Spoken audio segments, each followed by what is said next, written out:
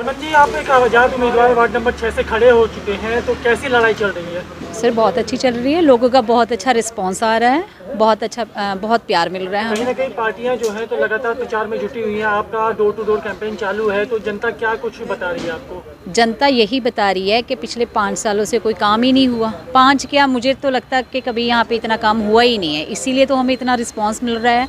As a independent हम लोग खड़े होकर ज़्यादा अच्छा महसूस कर रहे हैं, क्योंकि इतना प्यार मिल रहा है ना। हो सकता है अगर हम किसी पार्टी से खड़ते ना तो इतना प्यार ना मिल पाता। पार्टी का आपने नाम लिया, पार्टी से आप एक उम्मीदवार चेहरा तो बन चुके थे, लेकिन कहीं ना कहीं आपका नामांकन नहीं हो पाया। सर ये सारी पार्टियों में चलता रहता है। पहले तो मैं ये बता दूं, किसी पार्टी से मैं कोई विरोध नहीं करती हूँ।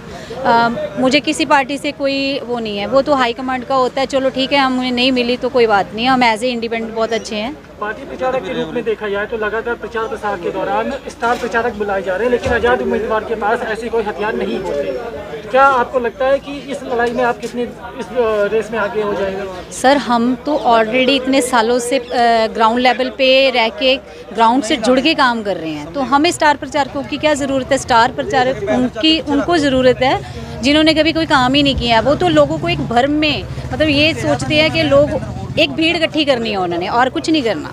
ठीक है, कहीं ना कहीं भीड़ की बात जो की जाए तो इलेक्शन चुनाव आयोग के अपने नियम बनाए गए हैं, परमिशन नहीं दी जा रही है, इस बारे में आप क्या कहेंगे? सर हमने तो ली है परमिशन। और लोग नहीं कर रहे ना, रैलियां निकाल रहे हैं, वो परमिशन भी सर मेरे हिसाब से परमिशन लेके ही सब कुछ करना चाहिए, जो गाइडलाइन है उससे रिलेटेड ही सब कुछ करना चाहिए। की बात की जाए तो वार्ड नंबर 6 में आप किन समस्याओं को सबसे ज़्यादा देख रहे हैं? सर समस्या ही समस्या है।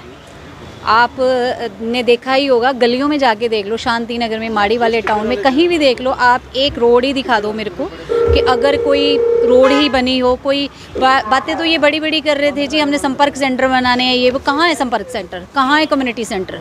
कुछ भी नहीं किया है इन्होंने। पानी की बात की जाए तो आम आदमी पार्टी 20,000 लीटर पानी देने को फ्री है, बड़ी बड़ी पार्टियां बड़े बड़े वादे करने को तैयार हैं, आप क्या दे रहे हैं? सर हम तो पानी का कोई नहीं है, हमें तो ये है कि पानी 24 घंटे बेशक ना मिले, लेकिन जितने घंटे मिले वो ही अच्छा मिल जाए। हम तो इसी का प्रयास कर रहे हैं।